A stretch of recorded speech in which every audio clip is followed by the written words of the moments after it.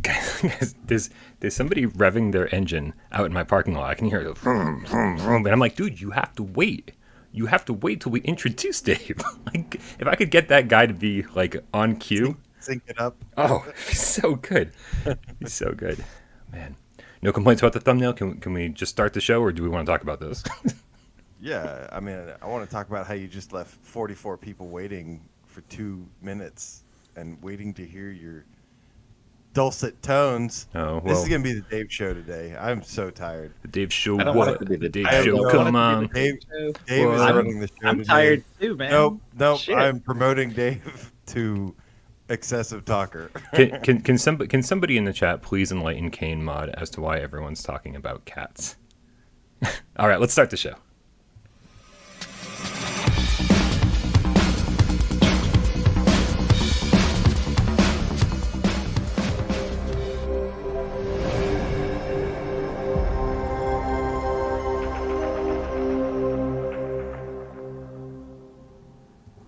This is PSVR Gamescast Live. We film live every single Monday, Wednesday, and Friday. And oh my God, TGI Friday. So happy. I need some potato skins. My name is Brian Paul from this channel right here, PSVR Without Parole. And the guys to my right, the boys, Dave from... Oh, he's gone. I'm waiting through this really long ad to get... Oh, a fucking text. Dave Station VVR. See, short and sweet. It's nice. Yeah, that was great. Perfect. Worked excellently. And that guy on the right-hand side of the screen is AJ from The Underground. PSVR. Underground. Turn your voice down, Brian. I need peace and quiet, and it's too bright in here. I need darkness. I feel like you. Like I just want darkness today. It's so bright. Why is everything so bright? Oh, this is so much nicer, actually. Let's do this. I You love look it. like one of those people from one of those shows where they're like, "I knew the gang leader." From the thing. Let's do a dark mode show. You guys ready for a dark mode show? I wish. Can I somebody use dark mode on all my apps. blow up the sun?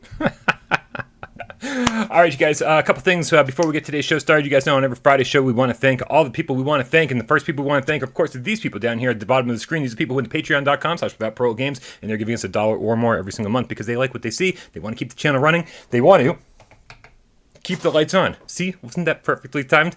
But of course, AJ, every Friday, we also want to thank some other people. And who are those people? We would like to thank those who support us in another way by changing their name to something Gamecat related, or something Gamecat adjacent, as you or something Gamecat adjacent would like to say. And this week we have 2 new Gamecats to welcome to the Gamecat Dojo. Starting with Happy Birthday to Reth.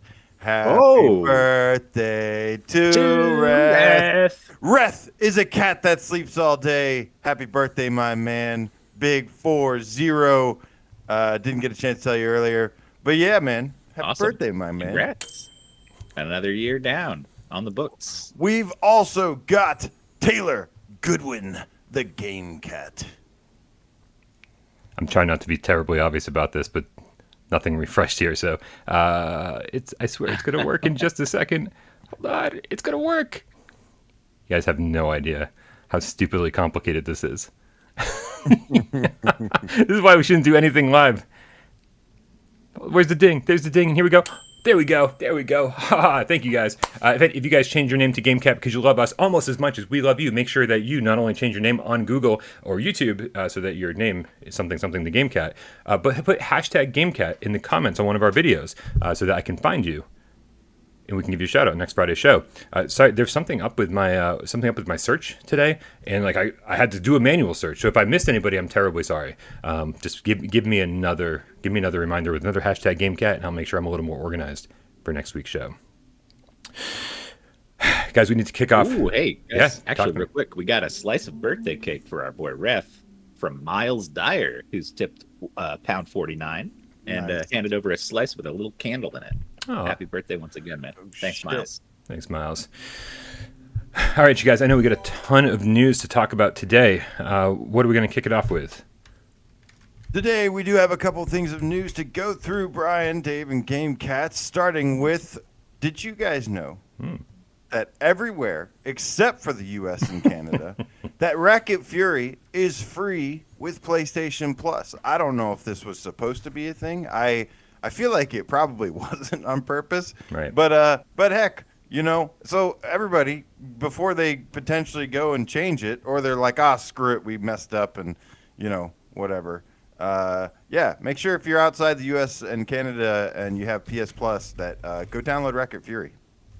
Absolutely. During every single sale video, I always say, I talk shit about VR Ping Pong and VR Ping Pong Pro and say, just get Racket Fury instead. Now you never have to think or even utter the words VR Ping Pong or VR Ping Pong Pro ever again. Because once you play Racket Fury, you're going to be like, oh man, Brian was right. These games are total trash. Racket Fury is perfect. And they added that multiplayer. If you saw my review, it says only single player. They finally had the multiplayer. It's amazing. It's perfect. Just get it. It's free. How can you complain? Belrami of the Gamecat with the $5.49 donation says, number one trailer of yesterday was Night of Nefiat. And I'm not even trolling. I was so looking forward to that. Arashi was good too. Yeah, we're going to have to skip that news for today. But yeah, we'll take a closer look at that upcoming.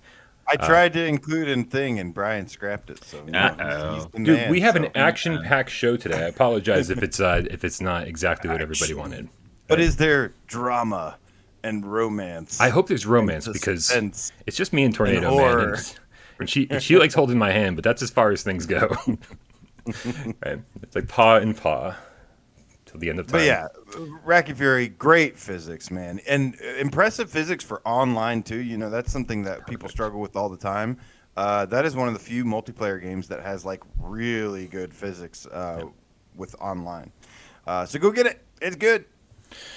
We got Your Long Shadows at Gamecat Meow. Wow. Hey, make sure you put hashtag Gamecat somewhere else other than here because we need to give you a shout out next week's show. It says, guess what? With the 50 NOKs, 50 Nokia phones. I'm assuming it's you changing your name because guess what? Is that right? Did I guess right? Yeah, Your Long Shadows is a Gamecat. Nice. Your Long Shadows loves us almost as much as we love you. Okay. Oh, geez. Loopy the Gamecat with the €5 donation. I didn't schedule this into the show. Says, we're way off time already. I know. I'm just starting to play End of Zoe, and OMG, I'm finally able to punch those monsters in the goddamn motherfucking face. That's not what Looper said. I added that for the romance, for the drama, for the intrigue. It feels incredible. Yeah, in the End of Zoe DLC on Resident Evil, they give you like a power glove. I mean, spoilers. Yes. But it's so good. You charge it up and they like fucking blow up. Oh, it's so much better. And then you're also like so much better than Cajun Saints guy. and Sinners. You're this really cool fucking Cajun guy too. Yeah. You get to walk around being, y'all, speaking Cajun talk and punching guys You're in the Joe face. Boxer, yeah. Yeah. A lot of the DLC in Resident Evil 7 is really good. Definitely worth checking out when it goes on sale. Oh yeah, definitely. Okay, guys. Next news of the day is that Team Asobi, as you guys know, we used to be part of Japan Studio. Japan Studio sort of disbanded, and now Team Asobi is an official first-party team. That's an exciting thing, isn't it? That's very exciting, Brian, because of the PlayStation blog article that was by Nicholas Doucette, award-winning team from PSVR Without Parole, won Game of the Year 2018 from us, and Nicholas Doucette was nice enough to receive and give a little thank you speech. But he says, hi, everybody. We hope you're all doing well and keeping healthy. Today we have colorful news coming. I love how he says we have colorful news. Coming to you from Team Asobi, the Tokyo-based PlayStation studio responsible for the Astrobot series. And basically goes on to say that they are an official studio for PlayStation Studios now. So they family now. They are one with us. But they talk about at the end of the article, they mention in that respect, working with the DualSense controller as of late has been great fun, and we are continuing to enjoy experimenting with it at this very moment. But shh, it's a secret. Okay. So they are not only a first-party studio, but they're hinting at they are back working and experimenting with things. I wonder what they could be experimenting and working on more with the DualSense technology and DualSense controller. I just like that we have a mascot, right? It's been forever since any real platform has had a mascot, like, other than Nintendo. Nintendo's been carrying along the lines of like different types of platformer, RPG mascots, all that stuff. Like every character they have is a fucking mascot, and like PlayStation and Xbox have sort of like been without for a while. So it's nice to kind of make this official. I can't wait to see what's next. I think if we're letting, or if Sony's letting their IPs get shared to other platforms and they're open to that, like they've been saying, as a little, show of good faith, they ought to put Astrobot in Smash Brothers.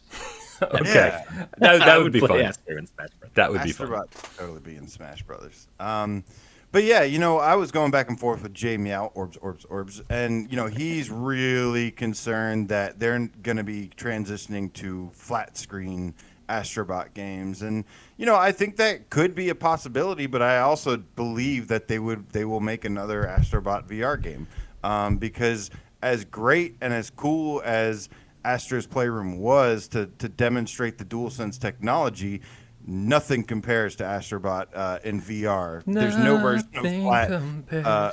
Nothing compares to you. Sorry, I'll just. Did you factor that into the run a show, Brian, as well for the timing? Yeah. Not at all. Astrobot in VR is fucking magical. So I really feel like they're going to end up making it. Like I said, even if it could be a hybrid, it could be a flat screen PSVR 2 hybrid something, but I don't know. We'll have to see what they do. Yeah. All right, you guys. But yesterday is the big news of the day, man. Like kind of out of nowhere, we got a PlayStation VR spotlight, and man, they showed off 7 different games. 2 of those were absolutely brand new for PlayStation VR, and the other 5 were updates, different release dates, etc. And they kicked off the show with, man, I can't wait to hear Dave's thoughts on this. This was when they announced this. I was like, where the fuck is Dave? Dave's our Tenchu guy. Arashi Castles of Sin coming to summer 2021. Dude, what did you think of this when you saw it? I mean, they're wearing their influences right on their sleeve, and I don't care. That's awesome. Like, this is clearly a Tenchu style game. It's a stealth sandbox set in that feudal Japan with the ninja and the slice and the shoot the guy and the shurikens kind of stuff.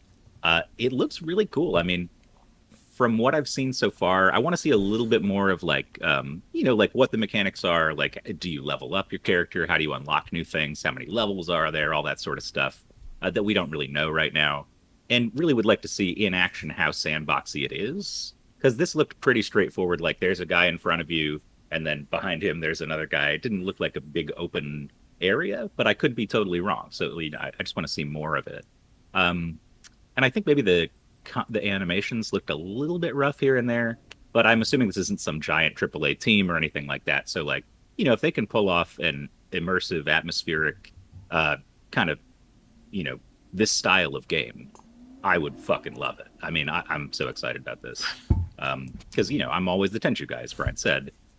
I wish we'd get a good normal Tenchu game in the past 10 years anyways, but, VR, even better. Like, bring it on. So Dan Kiefer in the chat says, needs more wolf. I think that was probably AJ's favorite feature from yesterday, right? The companion. Can you pet the wolf? You can pet the wolf. You can pet the wolf. Like the first thing they showed. Right? Oh, yeah. That was like, funny. we're going to rope everyone in from the first seconds of this trailer. I mean, sold me, man. That's what got me in Shadow Legend was, first thing you see is petting the doggy.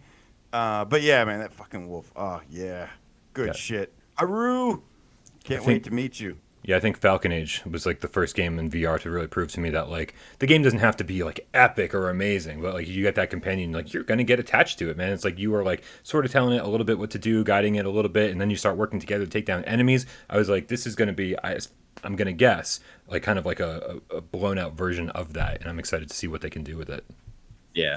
Well, also, by the way, if anybody harms that wolf, they're getting the fucking John Wick treatment. I guarantee you. Like, no way, nobody touches my wolf, buddy. Yeah. There's prices to pay for that sort of thing. Any concerns about this one? I mean, other than I know that you said it's small team. Like I said, I mean, I don't know what the scope of the game is. I don't know exactly like, how much meat there is to it, how sandboxy it really is, all that sort of stuff that I'd like to know more as we get closer to the game. And then just like I said, a couple of the combat animations looked a little janky, rough around the edges, but they still got time to polish this thing up. So, when you look really close, you can kind of see like some of the.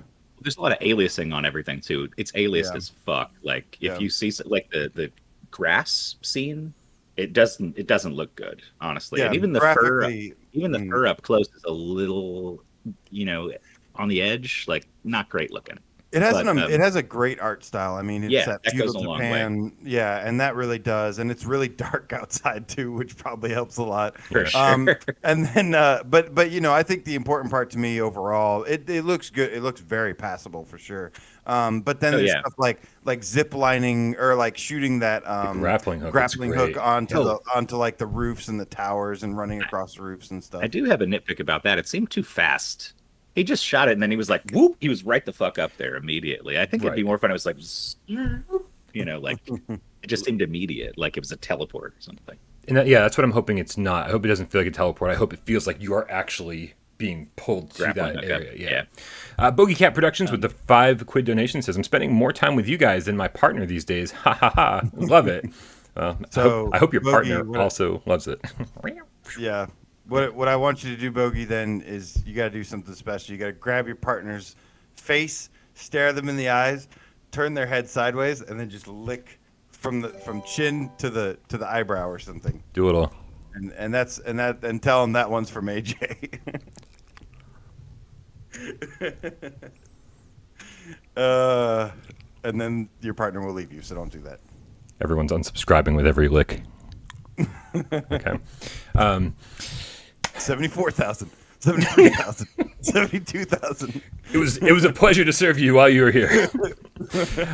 Okay, the next game they showed off was, and I'm sure Dave's coming back eventually, so we'll just keep it rolling here, was Puzzle Bobble 3D. And this was a game that initially was shown off for the Quest by Survios, and there was no mention of PlayStation VR support. And I was like, oh god, another studio bites the dust.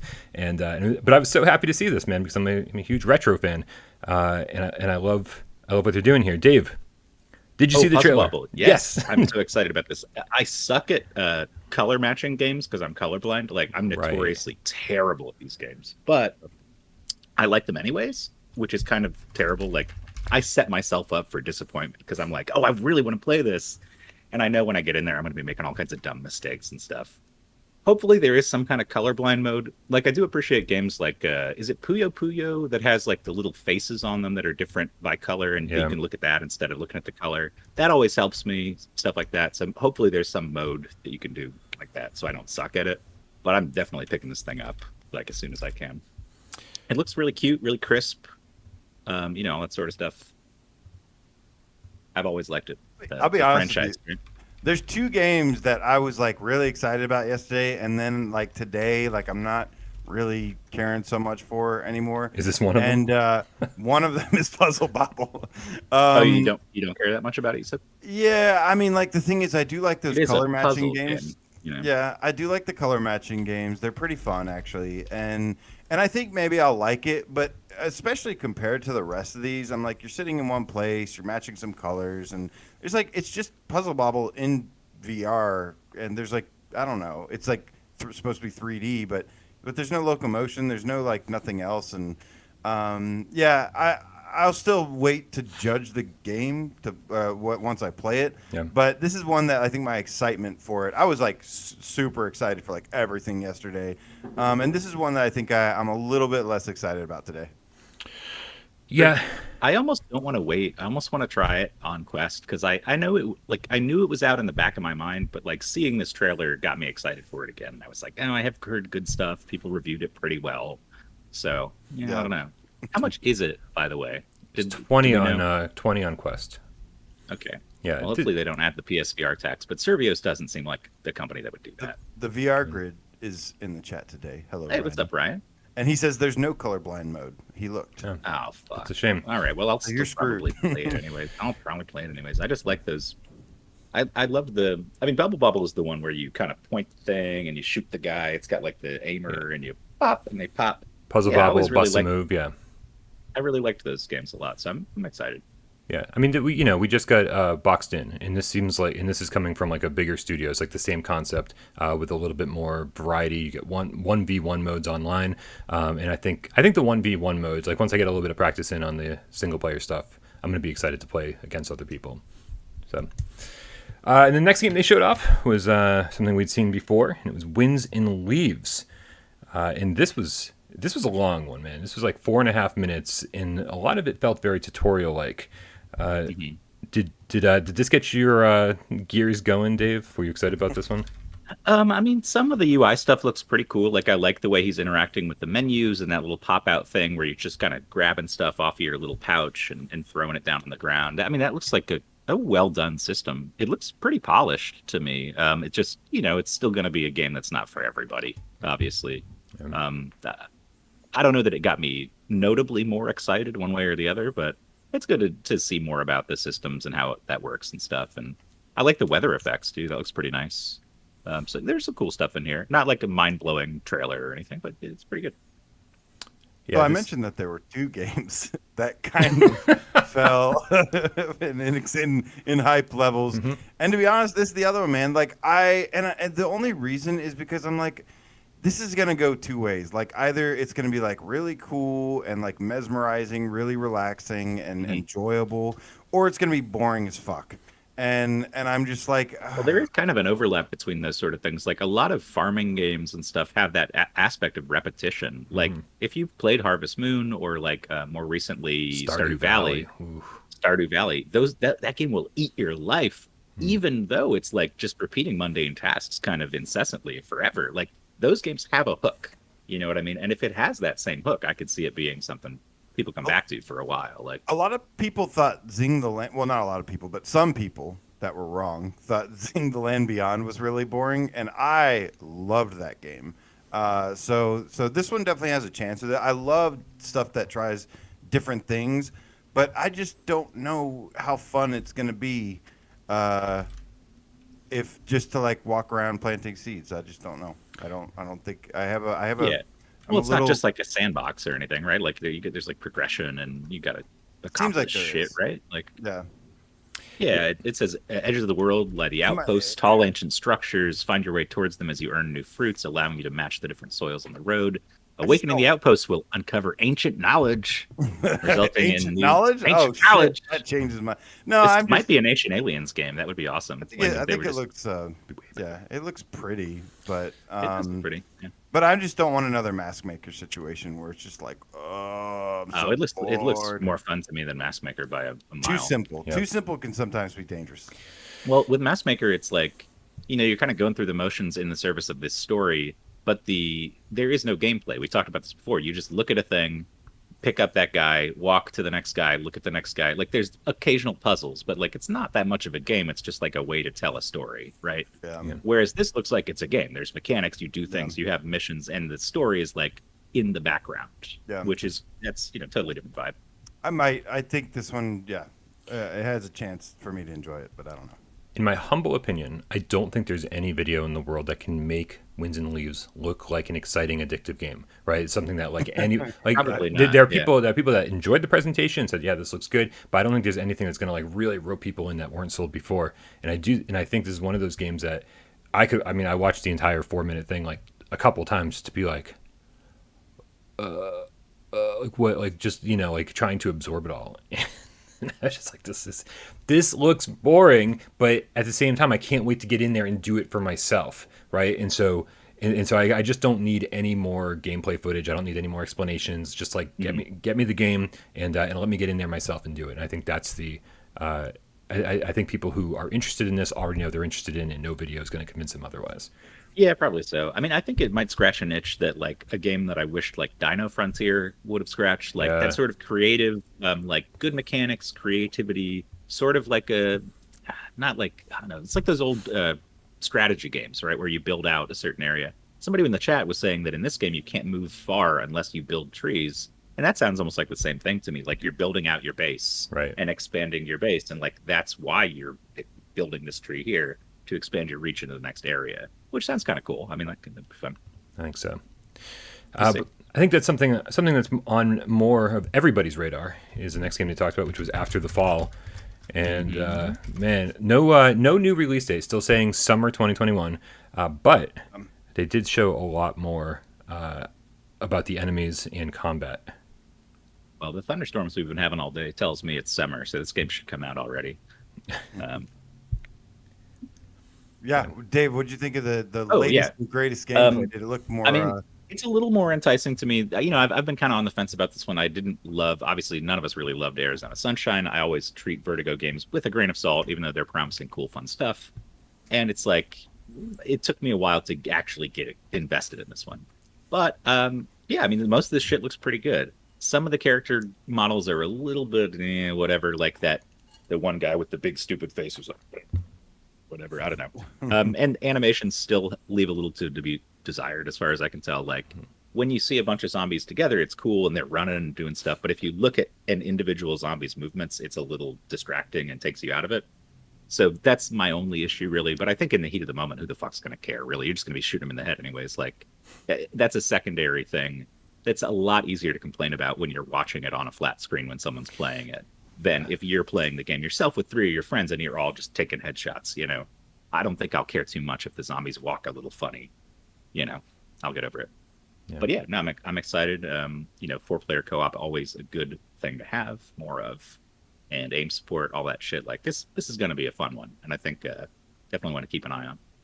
I would like the release date though, soon. Yeah. Well, yeah, but I would like them to keep polishing it up too, more than a release date. Oh, for sure. Yeah. No, I mean, I don't want them to rush it by any means, because you know it could definitely be jank, even if they don't rush it. But we'll see. Cross-platform was pretty cool too. Pretty cool feature. Oh yeah, definitely. Yeah, no, this is definitely one of my more anticipated games, just because, you know, I love the dark look. AJ and I were talking quite a bit yesterday about the frozen in time '80s aesthetic, and yeah, and it's just like there's a lot of stuff about this that I'm really really excited about. I think I kind of came to terms yesterday with like, hey, I'm not going to play this one single player first. I am going to kind of blast through it with friends, because I think that is probably the most fun way to do it. I'll have to sacrifice if there's any horror elements, and like maybe that'll kind of get lost in multiplayer.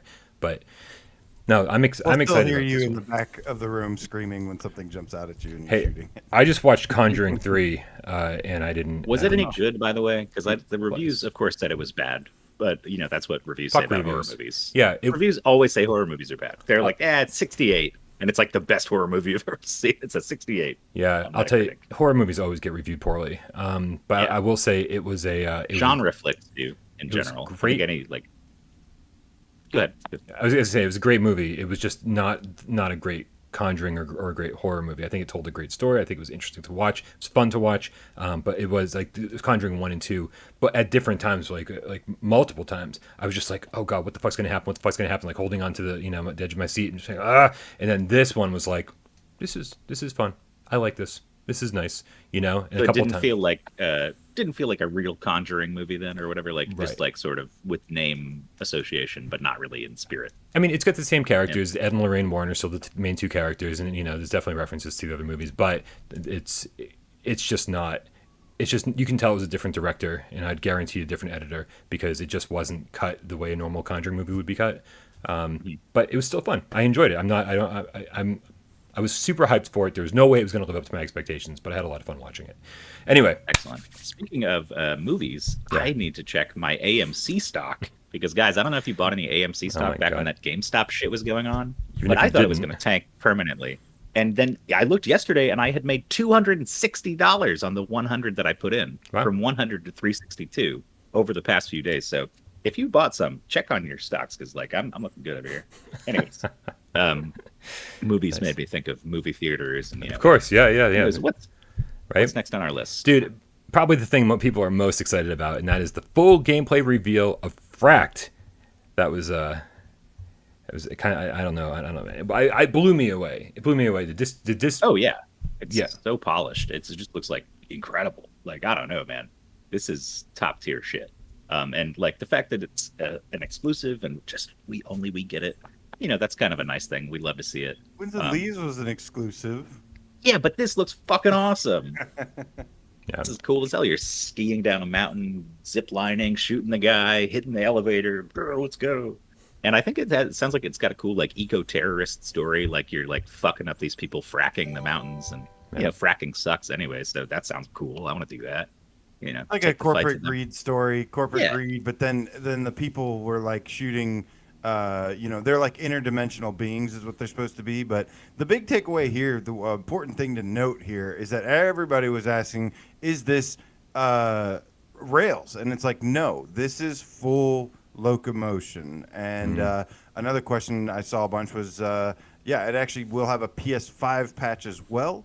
So two big takeaways. There's lots of things to be excited about for this game, but the things that I saw people were asking, yes, it is full locomotion, and yes, it will have a PS5 patch. No, this game looks beautiful, man. The art style, like usually cell shaded, is sort of used to. Sometimes it's used, to create a comic book look, and sometimes it's used to kind of mask the limitations of hardware. And this is somehow used to make the game look fucking stunning. I'm absolutely impressed with the way this thing looks. In skiing. Yeah, I mean that looks like a ton of fun. Just a cool locomotion system I'm surprised we don't have a game like this already, because it's like once you think about it, it's like, oh, that's like uniquely suited to a VR locomotion system. And I imagine when you're getting that downhill speed and there's guys coming at you and you're shooting, that's got to be very, pulse pounding, exciting kind of shit. And a good way to get around too. So it's funny, I'm quite excited about it. Like AJ said, a lot of people were saying, "Oh, it looks like it's on rails," and again, it's definitely not. It's full locomotion. You have full control over your character. But I am very, very curious to see what the width of the level is. Like, what range do you have? Like, is it like, okay, you can move around and do your own thing, but like, you just going through a line through a level, or is it like, hey, here's the level, and you can just kind of take it down however you want to, and so. Even though this looks fantastic, when you see this dude climbing up this ladder and eventually he jumps and grabs onto a helicopter, this is all stuff that you're going to have to do. It's not like you're going to be talking to somebody about this game and going oh, it was so cool when I did that. And they're like, oh, I didn't even do that. It's I think this is all just okay, it's now progress to the next scene, now progress to the next scene. So even though it's not on rails, I'm gonna guess that this is very structured, very linear, which again isn't always absolutely. A problem. Yeah. Right? I'm totally cool with that. But obviously just kind of keep your expectations in check too. I'm curious to see how they're going to mix things up too. I do, it would be cool if they throw in a couple a little bit more open areas that, are a little bit wider, a little bit more square shaped and stuff.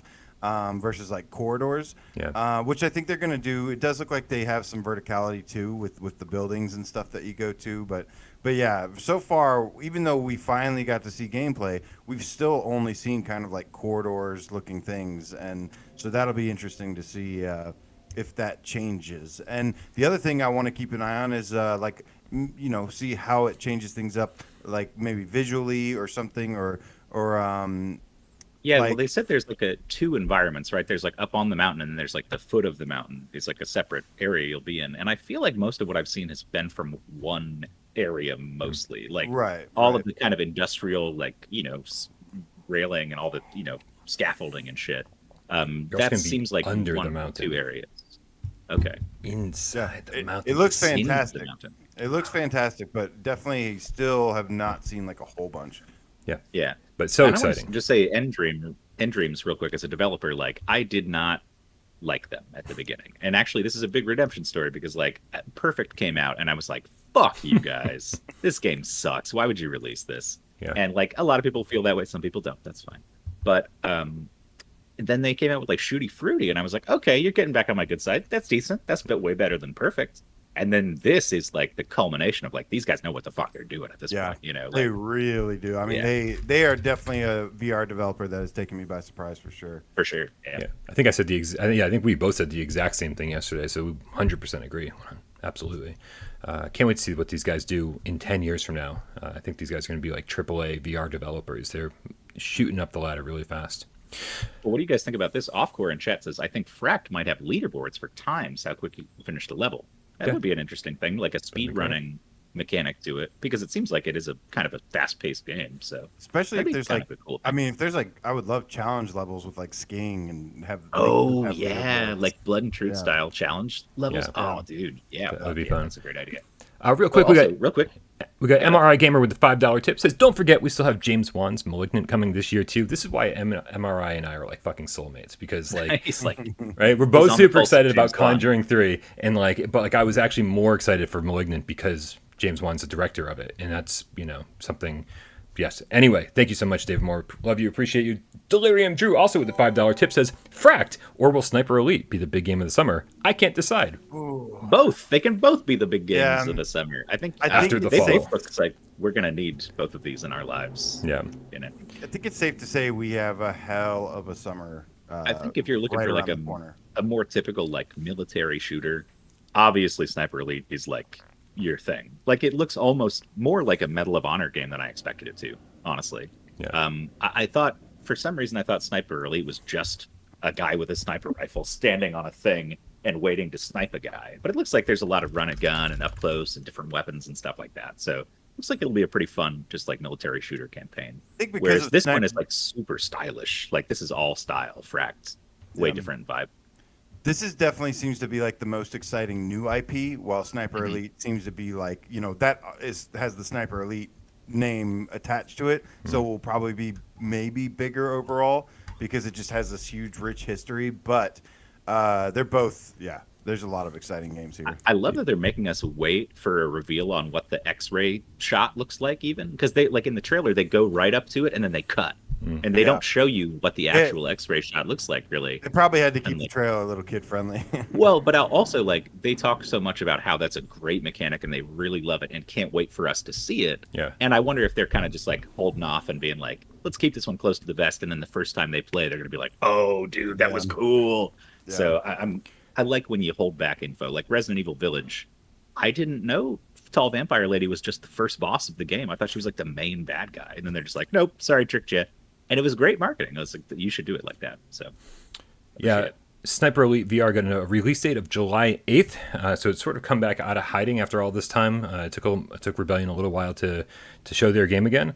But man, you're right, Dave. This definitely has some Medal of Honor vibes going on. It is. There's one part where he walks into an area that has like the Nazi like insignia like over a door or something, or it looked like it did. Definitely something very World War II-ish looking.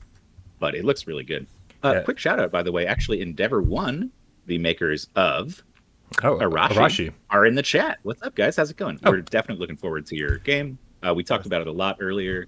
I'm a huge Tenchu guy. I think a lot of people are huge Tenchu fans, and I got to assume you are too. So I'm very excited. Yeah, would love to hear more info about it. Just keep in touch with us, and if you got anything else to share that wasn't in that video, just absolutely check your inbox. I just emailed you before the show.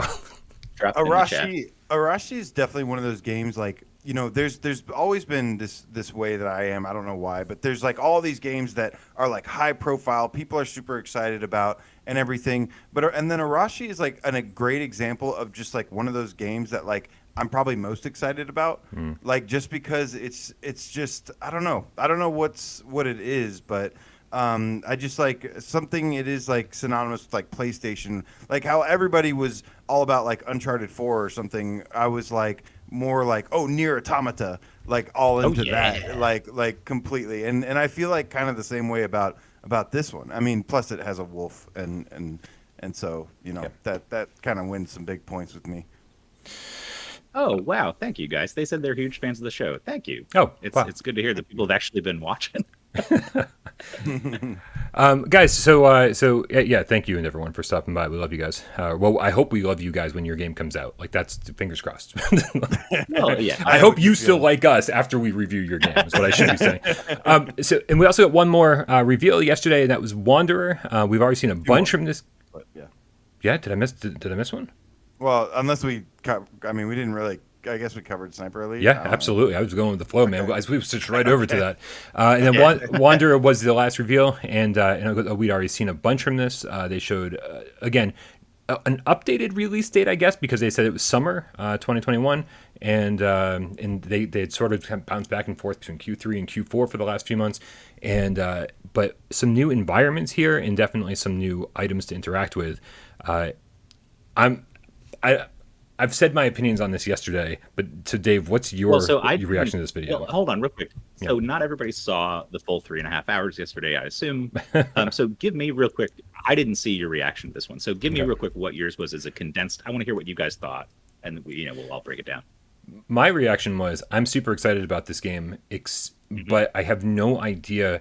Despite the fact that they've showed a ton, I don't know how it plays. I don't know if you are like just time traveling into a room, and then you're like, oh, it's a puzzle, and you're trying to get out. It's kind of an escape room, and then boom, you time travel to another room. But I don't know if any of these rooms connect to each other. I don't know how big each of these environments are. I don't know like how the story's gonna be played out. Yeah, it's hard to see this. Every single scale of trailer, the game, yeah. every single trailer that Oddboy and M Theory has released, and man, I am impressed by them. But it scares me, and here's why: because they have a narrator that talks through the entire fucking thing. Every single video they release is just non-stop, and it's like, I watched it without audio. Hold on, I'm gonna watch it with audio while you're talking. I get nervous about this stuff because I'm like, ooh, is there anyone over there that like edits like things down? Be like, the gamer doesn't need to hear all of this information. Like, it just seems like some games are just massive info dumps all the time, and you're just like, can I just play without you like fucking make? And I hope that game's not like that.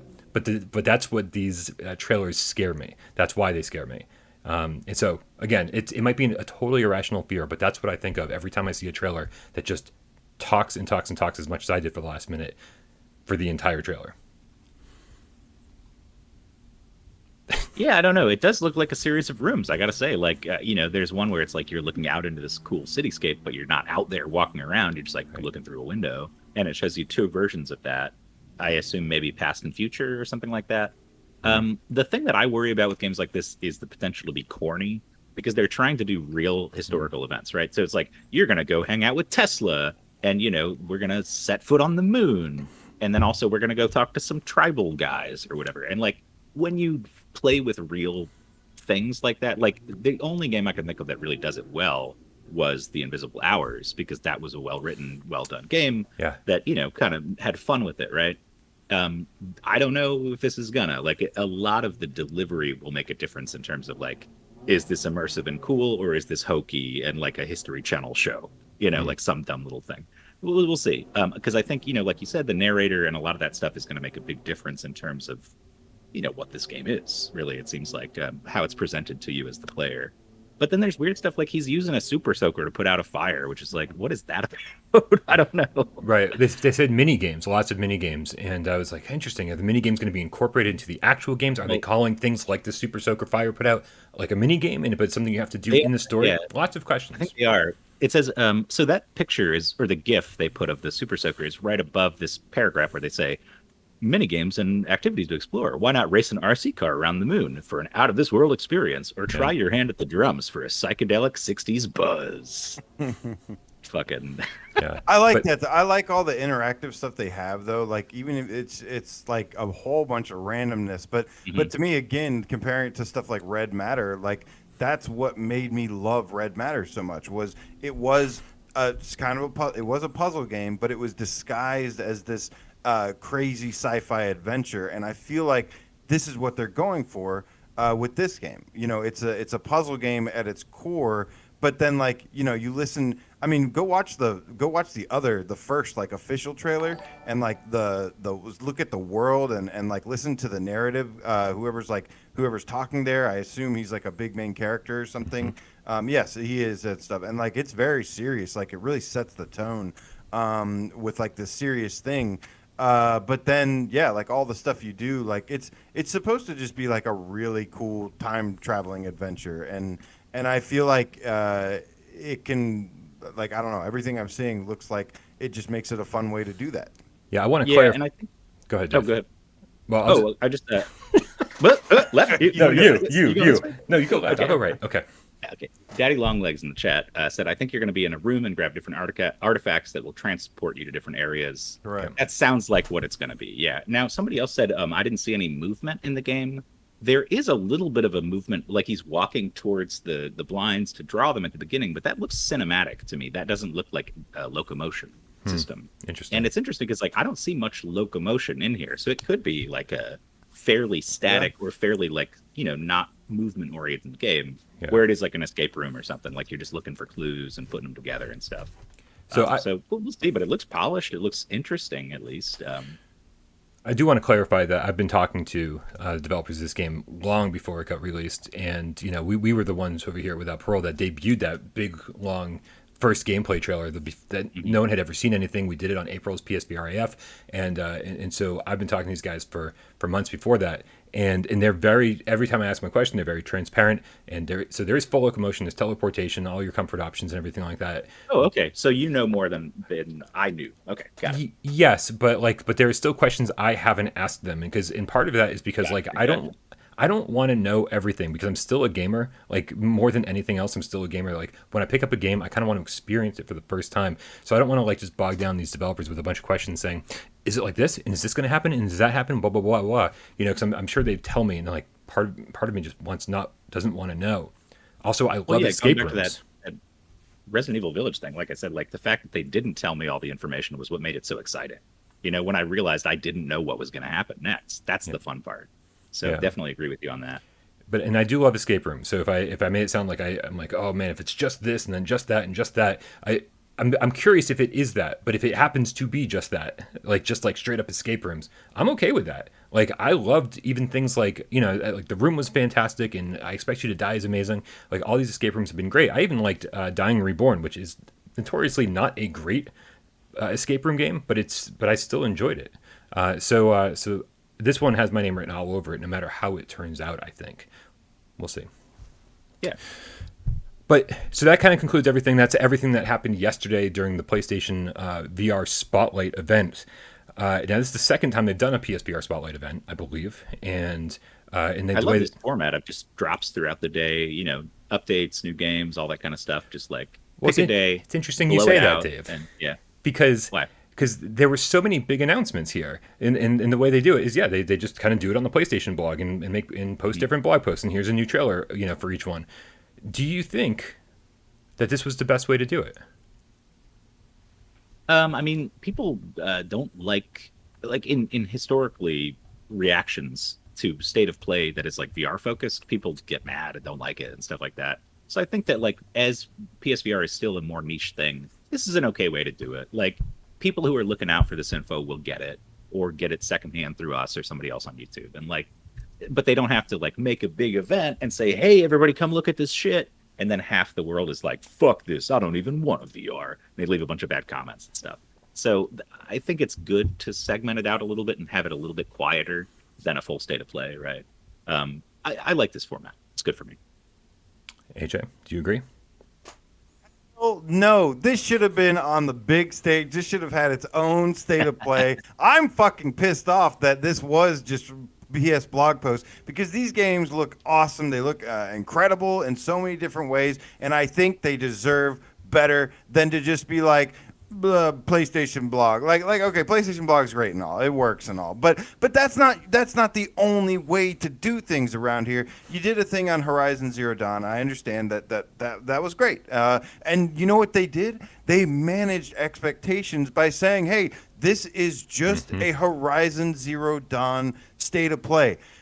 They should have just said, hey, we have a PSVR focused state of play. We're going to be showing off a bunch of current gen. Don't get excited. Don't talk about PSVR 2 yet. Keep in mind, this is driving me nuts, man. This is honestly driving me nuts. I actually tweeted about this because you know, I thought that Sony had learned by now about, like, you know, certain decisions they do with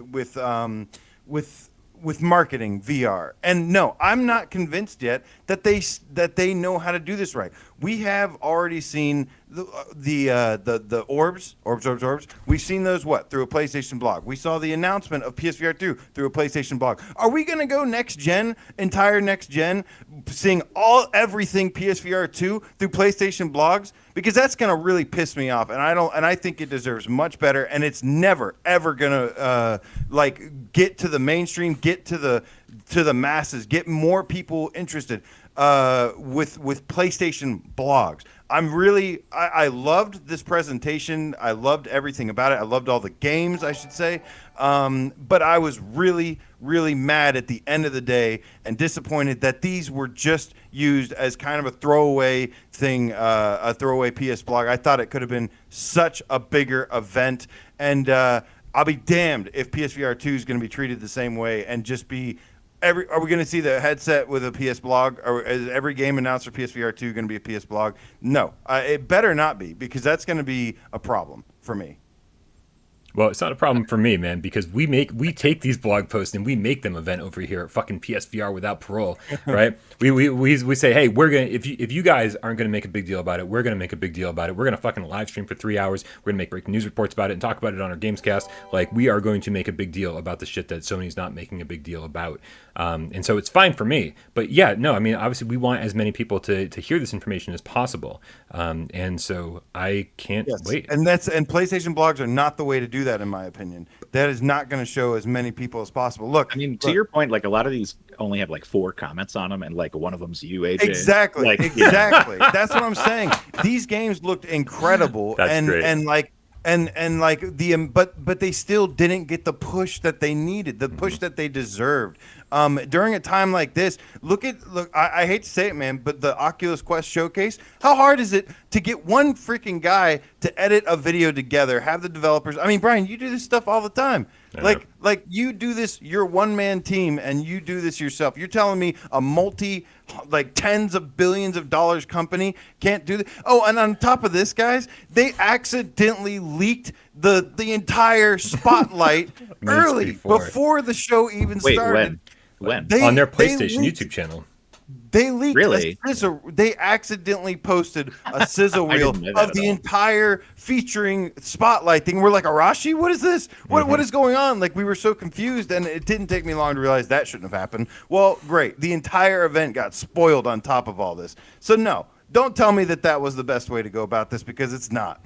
Okay.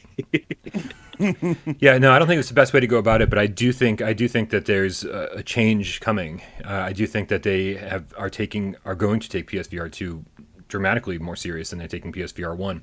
I mean, I don't even want to say they're not taking it seriously, but I do think that they want to spend more marketing dollars and everything else on PSVR 2. They want to be the market leader. They see where they are now with PSVR 1, and they know that nothing's going to change that. No matter what game comes out, you could have Grand Theft fucking Auto 5 come out right now on PlayStation VR 1. And I don't think people it's going to be like, I'm waiting for the second one. People would say, I'm waiting for the second one. Right. Exactly. That's it's not going to move them units. To hold off. Right. So it's smart for them to hold off. As a business, they're doing amazing things. Like, no one out there can say, oh, they're treating the PSVR like the Vita, right? Because we are getting games like Fracked and Arashi that I'm assuming there's plenty of Sony money behind. You know, we got Hitman earlier this year, tons of Sony money behind that. So like, no one can say that they're not. What they're doing though is taking care of PSVR 1 owners. They're not actually like getting a whole lot of new people to buy PSVR 1, and so good on them. And I can see that they're making smart decisions with their money rather than like spending a ton of money producing a state of play that has VR. They're like, well, let's just do this, and then instead we'll spend our money getting VR games to come to PSVR 1 for the loyal consumers. And then I think PSVR 2 is going to change everything. I understand that there is PSVR 2 is going to change everything for sure. You're right about that. It better. But also, I understand. Go ahead. Go ahead. So I agree with a comment in the chat here from Old Darth, who says, I hear you, AJ, but PSVR announcements are often met with mixed receptions, which is totally true. And he says, this way, hold on, let me finish. This way, people interested in VR will watch these events and receive them in a more favorable light. Now, but hear me out. If this is a chess game of marketing your next-gen VR product and getting people interested in your PlayStation VR ecosystem, do you go out of your way to make a big deal about showing them the end of the life cycle for the stuff that like you're not trying to push them to the new platform for? Or do you wait and save that big presentation for when you've got something to show for PSVR 2 and make that your big state of play? In the meantime, sort of just like, you know, giving people the info they need and just like not making a huge deal about it, just because the more attention they attract to VR before they're ready to show off their next gen VR is going to get the same feedback from fucking haters. And it always does. Again, and so, like, every time they do a state of play or anything that's VR focused, like a video, everybody in the comments is like, "Fuck this shit! I want the next God of War. What are you wasting your time on this shit for?" But on the blog posts, everybody's very positive, and I can't wait to see this. This is great. This is very exciting. You get a targeted excitement. You don't get a generalized disinterest in VR, because if somebody who's waiting for next gen VR sees these games, they're still not satisfied. They still want next gen VR. That's not going to change their mind. We have to show them in a big video format what PSVR 2 looks like, and that'll get people in the door. Like, this is just maintenance for current owners. This is not selling anybody on a new headset. Exactly, and But that's it's a chess the problem. move. It's a chess and move, though. and It's like, no, at this it's a point in the bad life cycle, this chess is what move. you It do. is. It is taking a rook up to a queen. No, look. It's a Okay. 5-year-old Rebuttal. product. Do I get a rebuttal or not? Do I get to say Well, something? you already did a whole fucking Am I rant. going to forget everything that I was going to say? like a Look, 10-minute rant. in E3 2018, You gotta take Astrobot. E3 2018, Astrobot was shown off of the PS blog. I said at that time, Astrobot's going to be amazing, and Trover Saves the Universe, despite having that big E3 stage, still didn't manage to sell. And like there was that mistake. The big backlash from the first state of play. You got to remember the big backlash from that VR, which has influenced probably a lot of Sony's decisions about the way they market VR. That was, they just got rid of E3. They just got rid of PlayStation Experience. Now they're copying Nintendo Direct with Sony State of Play. Nobody knows what to expect. This is supposed to be, they go from these huge, probably really expensive events, you know, and that's probably why they got rid of them. But then they didn't manage expectations, and then they forced VR onto everybody, and that's why everybody had a really bad reaction. That has changed, man. That notion has changed. You have to set the expectations properly. And you know what? Despite all of that backlash from that state of play, guess how many, like, that was also there was you heard a lot of online people bitching and whatever, but the other result that nobody talks about is that was the year that people went out and bought the most PSVR headsets of the existing. But it wasn't 4 because years. of the state of play. It before was Quest. despite the state of play. But it was the big stage. It was the before big Quest. stage. People didn't have another it was option. People that didn't know about it, man. It was the big stage where they crashed and burned just as much as when they sent that guy out to play music on stage from whatever he's like playing the lute or whatever. I don't know. Yeah, flute dude. guy. No, but again, manage the expectations. Like, okay, you don't want to Trojan horse VR into the presentation. Okay, make a short edited video or presentation and say this is going to be a thing. Will less people watch it? Yes, but you'll have more people that are interested watching it, and maybe some new ones watch it because they just want to see what's going on. I just think it attracts more people who are disinterested, who want a reason to shit on VR in its current incarnation, and will have a platform to do so in the comments and all over the internet. And so I think that the less that you put yourself out there to be shit on before you're ready to present like something that will actually convert those people to being on the mindset of like, oh, this might actually be good. I was dumb. I'll give it a shot now. Yeah. Is to, you know, if you just keep setting yourself up to get punched in the face by all these losers online, you're going to get punched in the face by all these losers online until you present something that meets their fucking weird standards or whatever. And so I think this is good for us and also for the general public to not sour those people's expectations of VR anymore.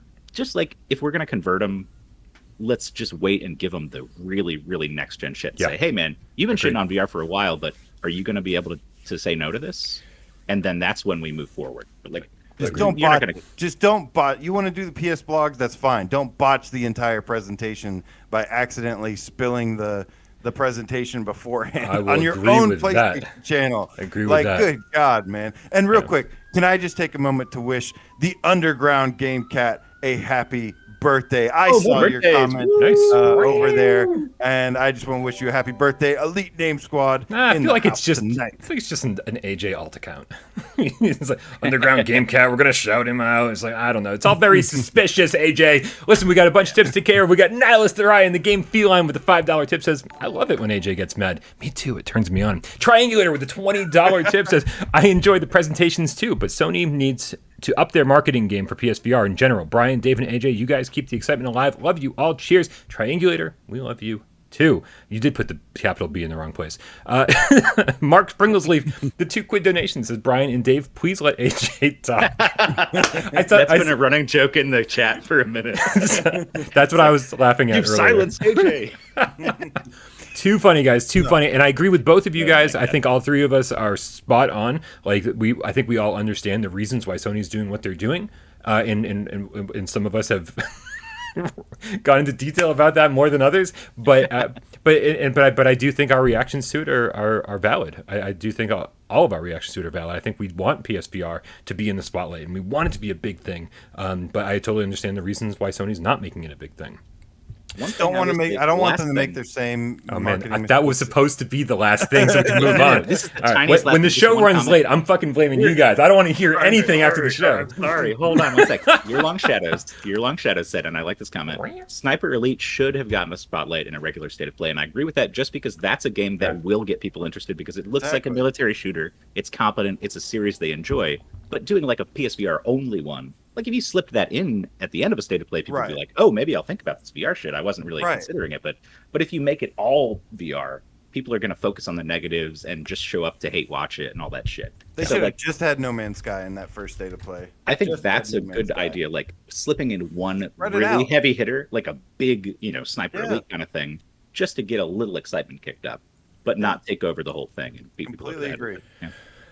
All right, you guys. Oh, Pacer says we're skipping over his tip. Did we miss a Pacer tip? Wait. Did I? Hold on a second. He says. That's what I'm he so said. sorry. I did see it, and then absolutely. XPacer X says with a $5 tip. There may be a pattern. Oh man, I can't believe I let this get past me. There may be a pattern to these PSVR spotlights. First was the beginning of March. This was during AJ's angry rant, so I know why we didn't get to it.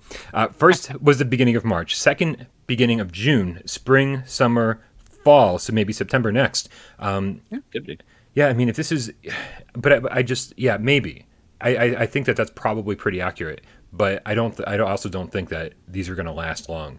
I think we're probably going to see these through the end of the year, and then whatever they're doing for PSVR next year, PSVR 2 next year, I think that's the end of PSVR spotlights in its current iteration. I do think we're going to see more stuff on their YouTube channel and live shows, and like maybe even like actual events, where people show up and stuff. We'll see. Yeah. So I think we're getting questions about whether we're going to get to the sale. I think we are still going to do the sale, guys. It's in the thumbnail, so we're obligated. Yeah, we are I guess obligated. We probably need to move on. From this showcase stuff. So here's the deal with the sale. The sale is ridiculous. I mean, it is ridiculous. It is huge. There's no way, like even if we didn't have a long show, I don't think we would have been able to cover the entire thing anyway. So what I want to do, if possible, is everybody, all three of us, just pick a couple games from the list of games that are on sale to talk about that maybe people have overlooked or must-haves that maybe have been forgotten, something along those lines. And then I'll do my best. I swear, hopefully by the end of the weekend or Monday, I will have like a comprehensive 10-minute video with the way I normally do it on the channel. Okay, so I know you're the host and I know you're in charge, but it's a Friday night and it might actually be fun to just run through the whole thing, do a lightning round. Because I haven't prepared. This is a big list and I haven't prepared which games I would recommend or not recommend. So I'm gonna be sitting at this list for like 5 minutes coming up with my choices before we start talking about it, right? So like, I don't know. I didn't know we were doing it this way at a time. So I can try and pick ones out real quick, but this is a long fucking list of games. Is Will in the chat? Yeah, of course Will's in the chat. He's been pushing for Squishies 2. He's been trying to kickstart this thing during the entire show. 249, and that is my pick. Still a thumbs down. That's the golden buzzer. Just so you could be on the inside joke. Will's been in the chat the whole time under his alt account Clover, and was trying to kickstart Squishies 2 for the last hour. Will. God damn, he thinks it's funny. Okay, I have a there's 80 real games. one. Dave, shut up. They're saying. I have a real one. We'll definitely do a real breakdown. First of all, if you don't own Walking Dead Saints and Sinners, this game right here, you have to go get the Walking Dead Saints and Sinners. Aftershocks is going to be coming out at some point over the summer. I don't know how long if they officially said when. No, they said it was just delayed for now, but it's Skydance. It'll be something. It won't be too long. But that is not a hidden gem, as Brian said from the list. Everybody knows about Saints and Sinners. You should know.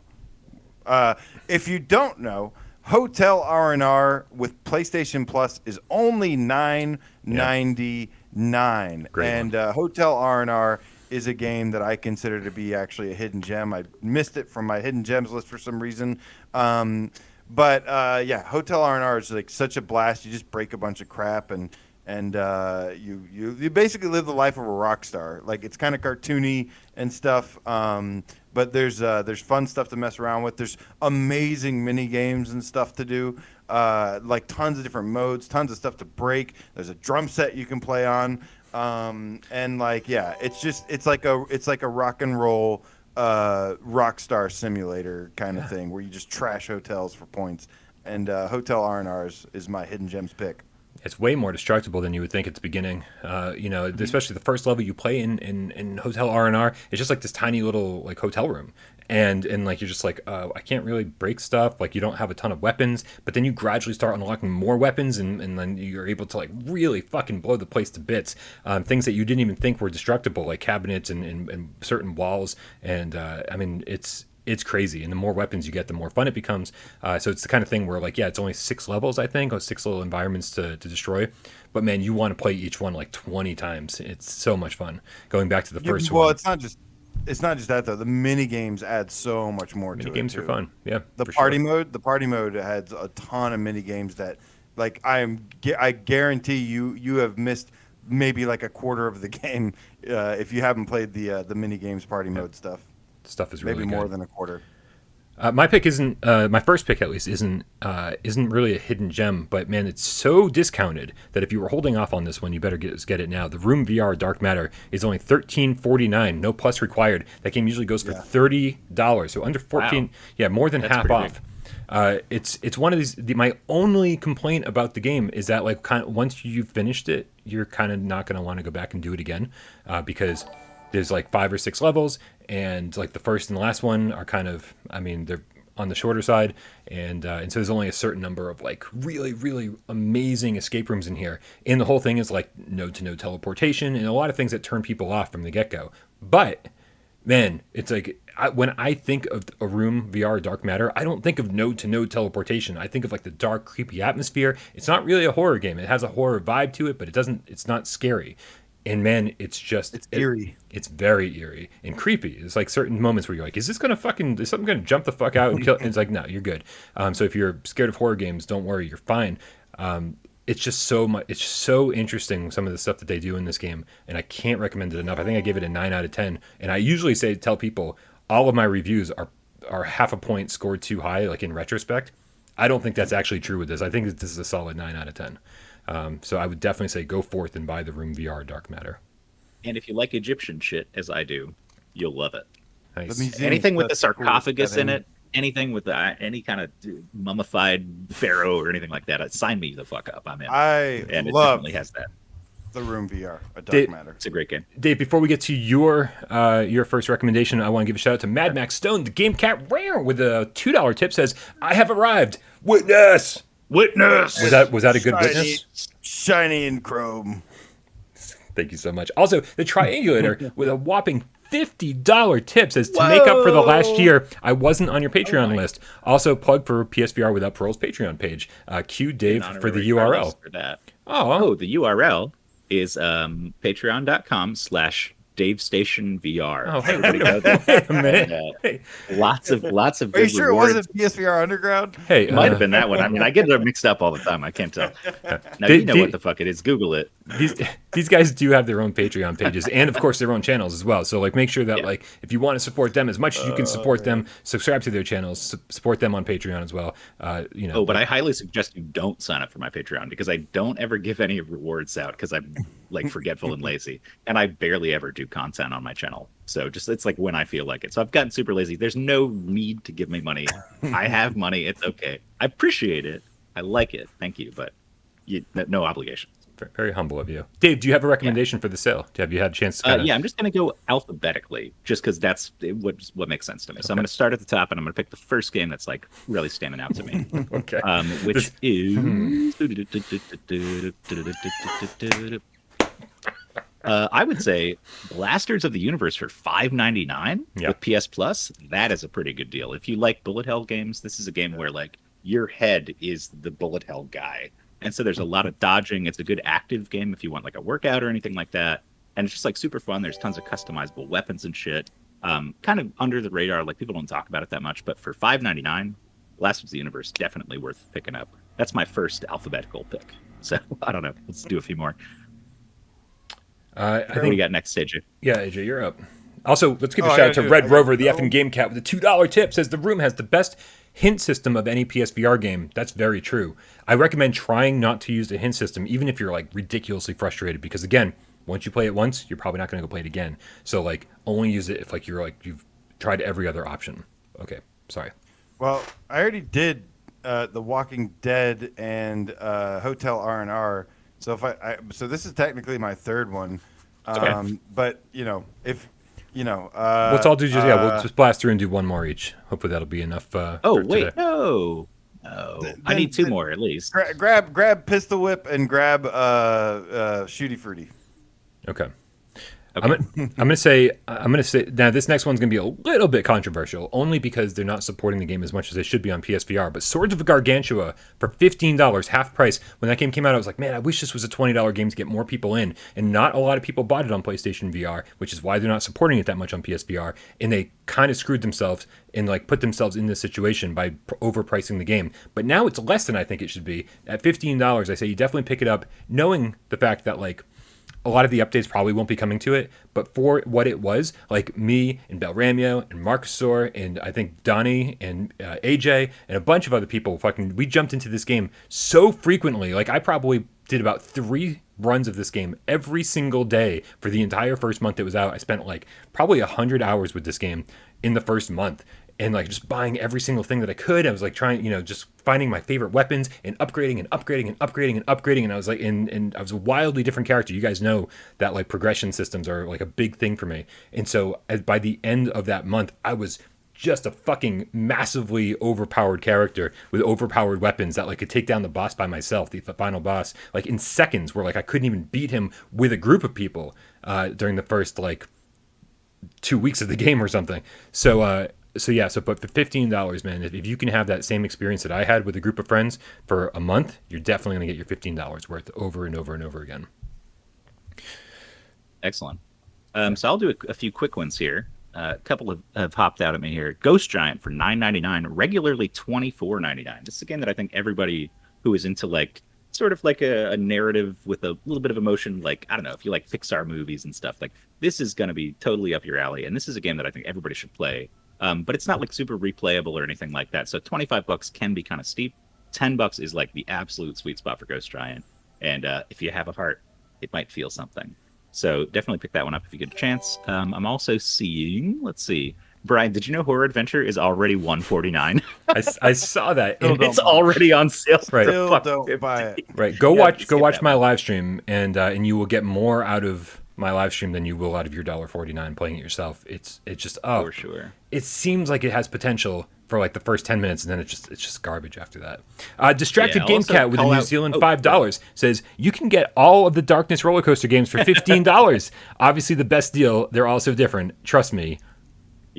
Yeah, they're fucking Those terrible. Are the Akimbo edition, the Anniversary edition, and the Ultimate Shooter edition. I can't imagine that there was any need for an Anniversary edition because they're celebrating all the same anniversary game. of Darkness roller coaster. And it wasn't even the 1 year anniversary. It was just some random date. I know, dude. Just some day. That's what I figured. It hadn't even been out for a year when that came out. Akimbo only added left-handed support. I was like, that should have just been a patch for everybody. You don't need to re-release your game. Man, those guys are fucking scumballs. I'll tell you that right now. Those developers are fucking scumballs, trying to steal your fucking money, making you try to purchase the same game over and over and over. That is fucking deception. It is fucking just crappy business everything. Like, just I can't support them. That's fucking garbage. Garbage. You're scummy. If you're in here, I've never done that on stream. So I got another pick, actually. This is a really good deal for this one. Pistolwhip is usually $24.99. It's $16.24, which for the amount of content you get after they've added the DLC and stuff is great, and they're adding more DLC. So, like, you get that campaign mission for free included, a bunch of songs and stuff, and Pistolwhip is just, like, a ton of fun. So if you don't have it yet, $16 for all the stuff you get is a really, really good deal. I still even 25 is good, but 16 is way better, obviously. Yeah. So I have the Platinum and Pistol Whip, and I still play it. And Sweet. there's more free content coming soon, so absolutely, or coming at some point. So yeah, awesome game. Also, if you don't have the Persistence, it's $13.49 if you got Plus, which is a pretty good deal. I mean, that's a great game, super replayable. If you missed it somehow or you just like never caught the memo, it's just like really deep, got a lot of good mechanics, and you can play the fuck out of that game. It's different every time. Dark space horror, kind of like, Dead Space vibes. So definitely grab that one as well. And my last one on here, I think, is Thumper for $5.99. If you somehow missed Thumper, that's one of the most interesting rhythm games I've ever played. It's called a rhythm violence game, which is like, it's very metal, it's very dark and weird, but it's got a cool cool aesthetic to it, and it's a lot of fun once you get into it. Very difficult too. Like you'll have trouble beating this game without some practice. So for $5.99, definitely Thumper is a good one. That's my final one here. Shout out to Donatello, dreaming about PSVR 2 Gamecat with a $10 tip. Says, I've been missing you guys. Works a bitch. Hugs to you all. Hashtag Gamecat Army.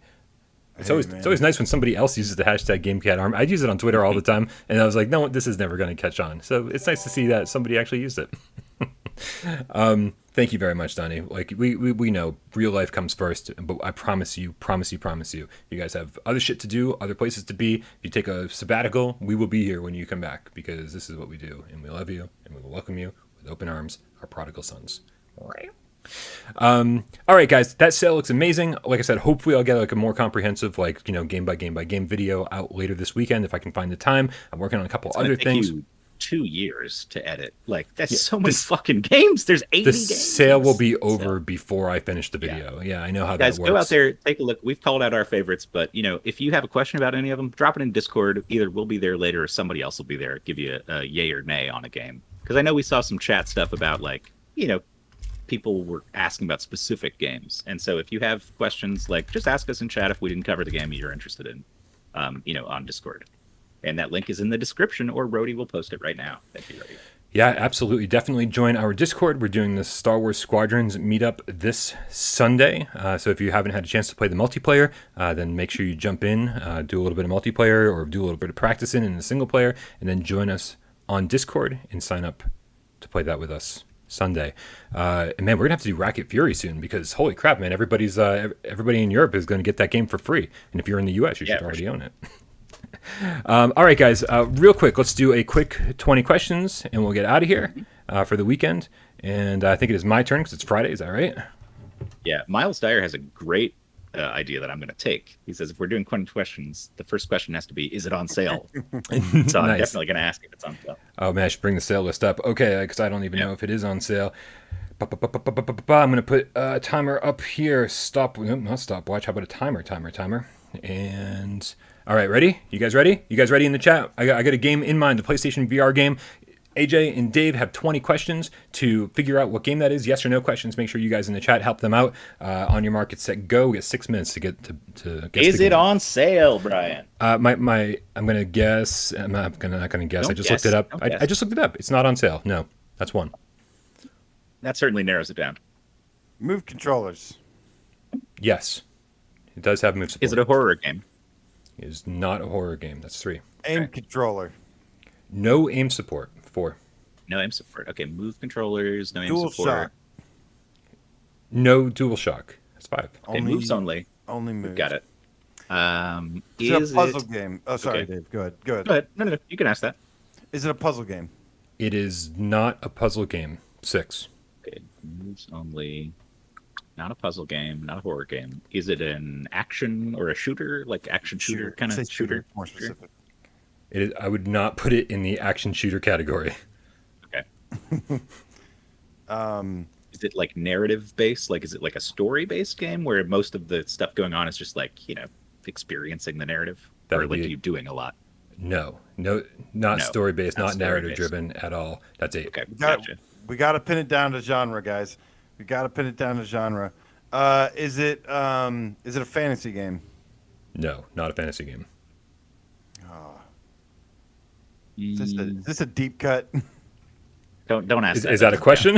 That's not a question. No. That's Yeah. not a question. That doesn't count. No. Is it a rhythm game? It is a rhythm game. That's 10. Aha! We've unlocked the key to the door. Yes. Okay. Yes. But which rhythm game could Let's it be? see. Now we need to figure it out. Was it originally released in Hong Kong before being released in America? 11. That would be no. Okay, got it. That cuts a few of them out. Rhythm games. That means no. Beats That's Fever. That's no yeah. Airtone. No That's Airtone, no. no Beats Fever. This is probably another one. The drumming game I think came out in Oh, Happy God. Drummer came out in HK first. Did. Is it a drumming game? No. Oh, no. Don't answer that. Well, because if it was, maybe, but all those came out in Hong Kong first, I think, before Well, there was another one that was like shitty. There was. Audio Beat. That's the one you're talking about, because Yeah. that's a drumming game, but that came out in HK first, Hong Kong. Okay. Yeah. Okay. So rhythm game, It's a rhythm game. Ooh. Guys, is there a big avatar in front of you doing shit the whole time you're playing? There's Like, not a off in the big distance. avatar out in the distance in front of you doing shit the whole time. That's Gotcha, 12. gotcha. He said there's not. No, there's not. not. That's There's a no. Okay. All right. Well, yeah, we've got the genre, so we're good. Well, you've already done Audica too, haven't you? Didn't you do Audica before? Oh, It can't be Audica again. Uh. Oh, do you play piano? You do not play piano in this game. That's 13. Shit. That was a Also, good no, we question, should have though. known because he said it's not a puzzle game and it's not narrative focused, which Yeah. Demo is both of those things Right. on top of it. So we should have known actually. So Beat Blaster has other controller support. I'm just waiting Same for the with, day that somebody texts me something dirty while we do this. somebody's saying. How many I more could do it right questions do we now have? if you want. Yeah, I mean, a few of you guys do have my phone number, so We're only that, on, that was we're only on, 13. 12. That was Okay, 13. well, So this good. is the 14th question. You've got plenty. Okay, so it's a rhythm game that uses the moves only. It's not Audica. It's not Beats Fever. Oh. It's not. Oh wait. Does it? People are saying Res Infinite, but that uses the. Does it shot let you floor as well. remix the music in the game? It does not let you remix the music in the game. Damn. No, Well, that's because I 14. mean, I wouldn't call that game that you're thinking of Electronauts, right? I wouldn't call that a rhythm game. It's not a rhythm game exactly. It's just a DJ's remixing tool. Like you don't. There's no hit this at the right time and you get points. So and not really a rhythm game. I hate to ask, but do you have lightsabers in this fucking game?